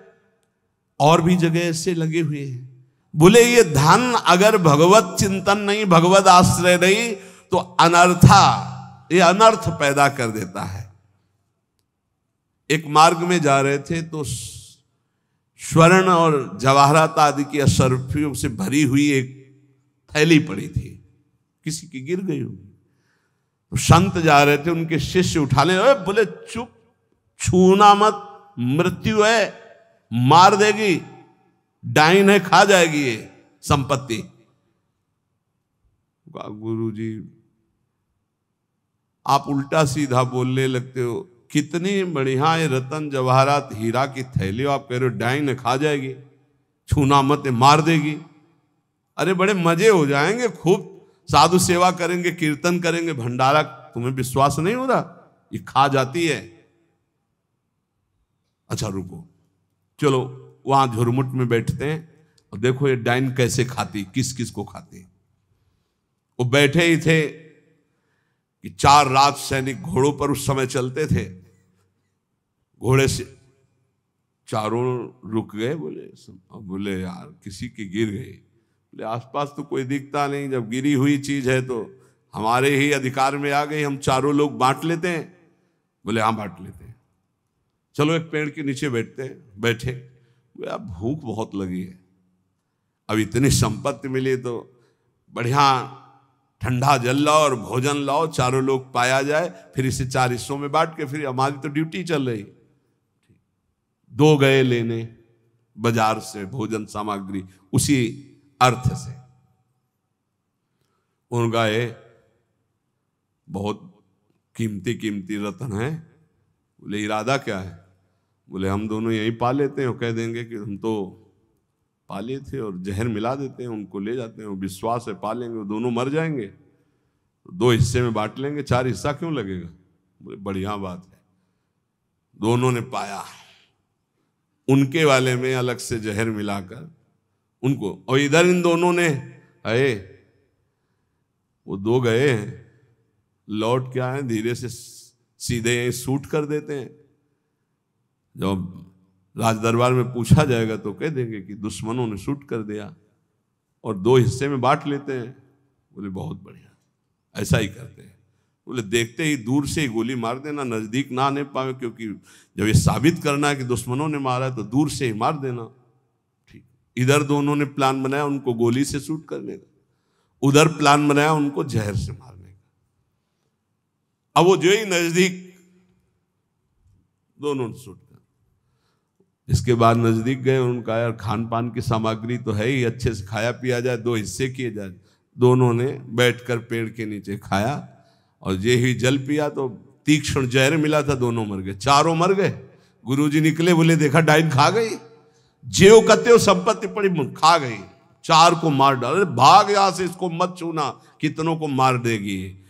अर्थ अनर्थेक्षया, भगवान से विमुख होकर जो अर्थ कमाया जाता है वो अनर्थ पैदा कर देता है। इसलिए लोभ पर विजय प्राप्त करो, लोभ करो प्रभु के नाम का, प्रभु के चिंतन का।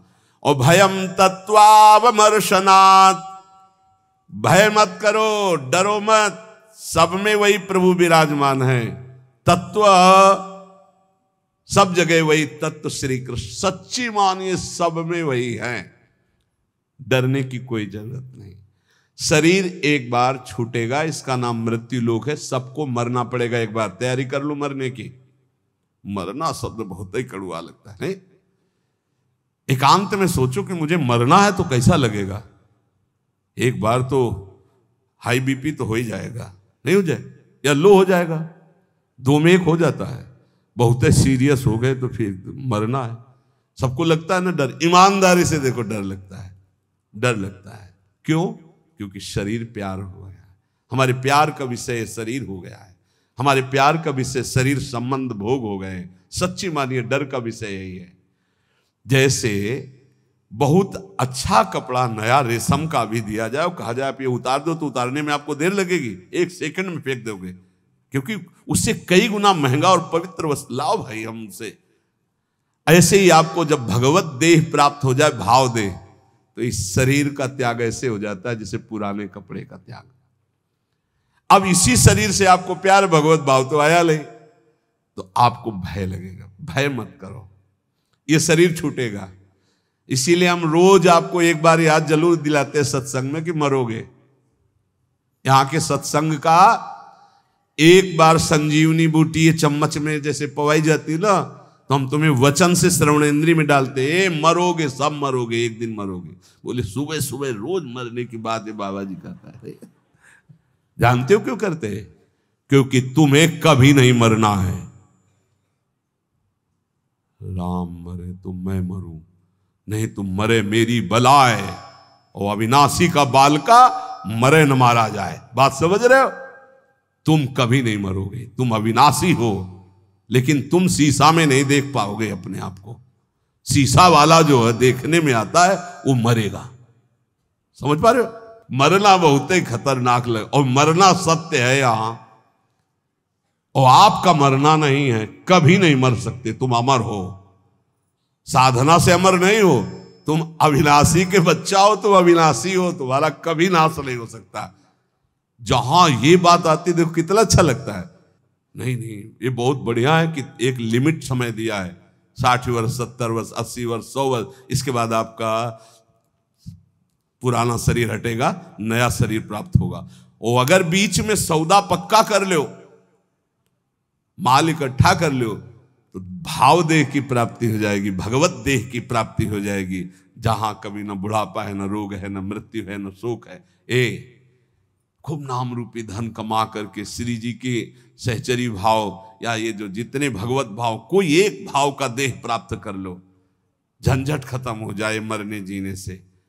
देखो जैसे इस संसार में 4 लोगों से मित्रता करके और सब आनंद में जीवन व्यतीत करते हो, कैसा लगता है?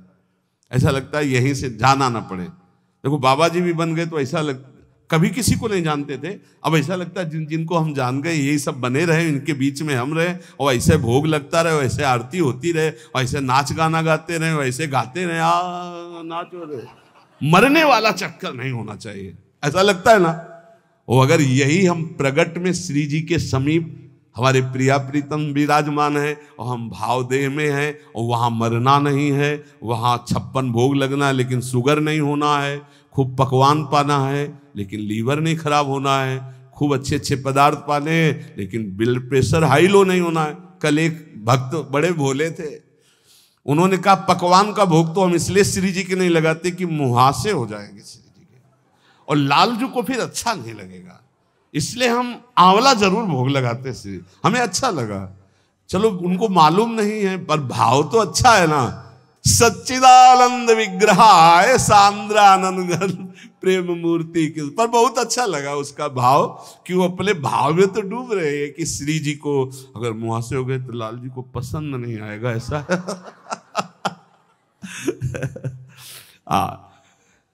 ये सब पार्थिव शरीर में होते, चिदानंद में नहीं होते। आज तक निकुंज में कहीं शौचालय का वर्णन नहीं आया, ले आया। क्यों?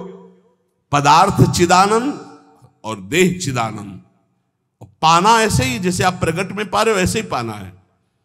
ओ सब बाहरी विकारात्मक शरीर नहीं। एक बार हिम्मत करो, यहां का राग जो है जैसे आपको लग रहा है ना, इसी के कारण आपको मरने से डर लग रहा है, ऐसे ही महान इससे अनंत गुना प्रेम प्रियालाल से हो जाएगा, धाम से हो जाएगा। कैसी कैसी कुंज निकुंजे, और सखियां बहुत प्यार करने वाली है, ललिताजू, विशाखाजू, चंपकलताजू, चित्राजू, तुंग विद्या, इंद्रलेखा, ये सब अनंत माताओं जैसा प्यार लिए आपका स्वागत करेंगी, आपको दुलार करेंगी। इनके बीच में रहना, प्रिया प्रीतम के साथ रहना, बड़ा आनंद में जीवन, ये भक्ति रस का चरम अवस्था का महामाधुर्य रस। बिल्कुल सच्ची कहते हैं।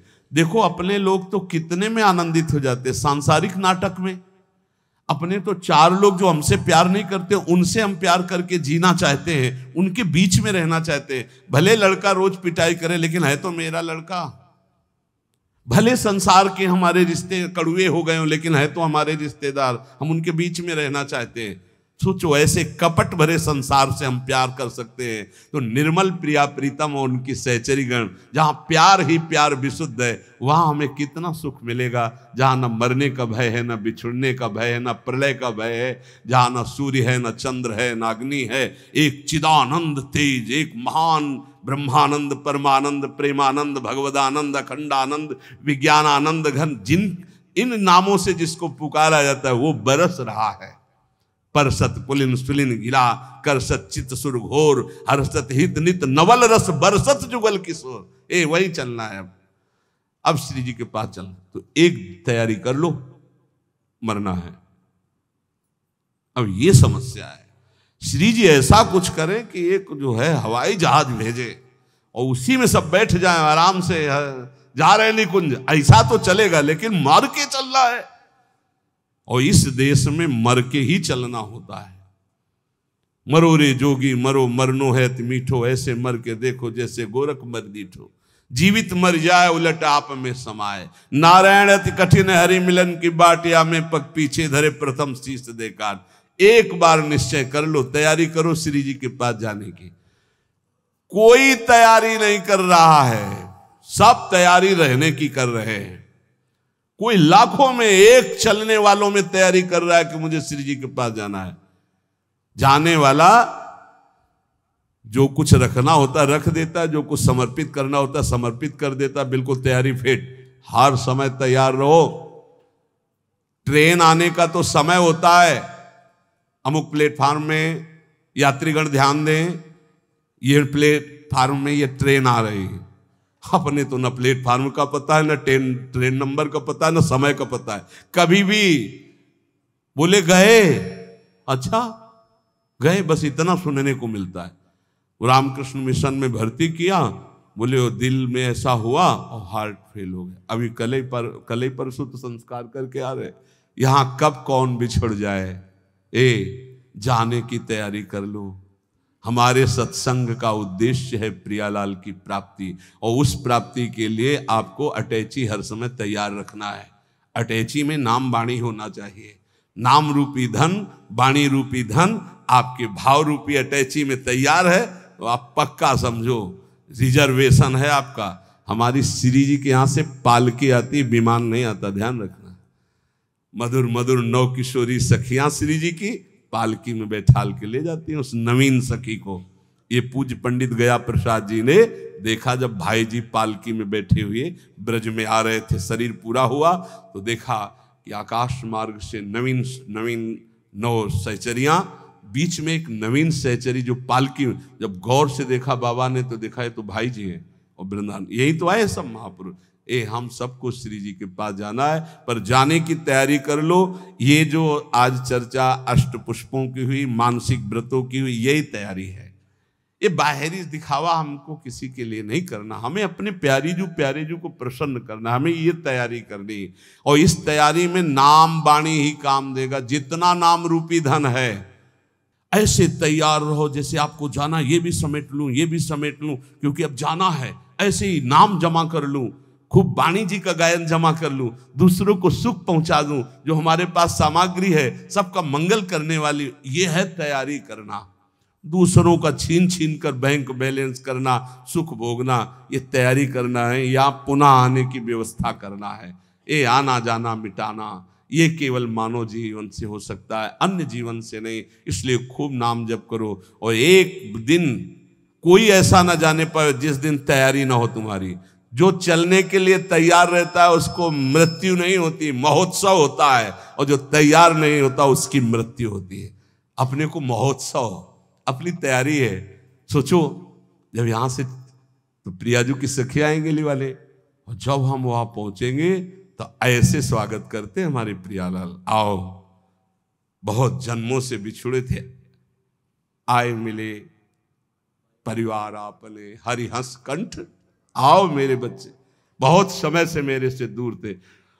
अभी हमको प्रियालाल पराये लग रहे हैं, ये अपने लग रहे हैं। लेकिन सच्ची मानना, जिस दिन तो अनंत जन्मों से जिनसे हम बिछुड़े थे, मैं उन्हीं का हूं, पक्का उन्हीं का हूं, उनसे बिछुड़े थे, तब वो जो सुख मिलता है, पहचान जो छुप गई थी, स्मृति जो नष्ट हो गई थी, वो स्मृति जब जागृत हुआ, अरे मेरे प्रभु, मेरे स्वामी, मेरे अंशी, महान सुख। बस वहीं चलना है। नजदीक आ चुके हो, तैयारी भर कर लो, बस तैयारी कर लो। नाम वाणी की तैयारी है, परम धन राधा नाम इकट्ठा कर लो, खूब वाणी जी का गायन करो, किसी को दुख मत पहुंचाओ, चलना है यार। किसी से बैर मत करो, चलना है। किसी से प्यार मत करो, चलना है। ना काहू से दोस्ती, ना काहू सो बैर, समाह सर्वेषु भूतेषु मत भक्तिम लभते पराम। सब में समान भाव, भगवत भाव रखते हुए निकल चलो प्रियालाल के चरणों में। यही जीवन का परम लाभ। शेष चर्चा आगे। श्री राधा वल्लभ।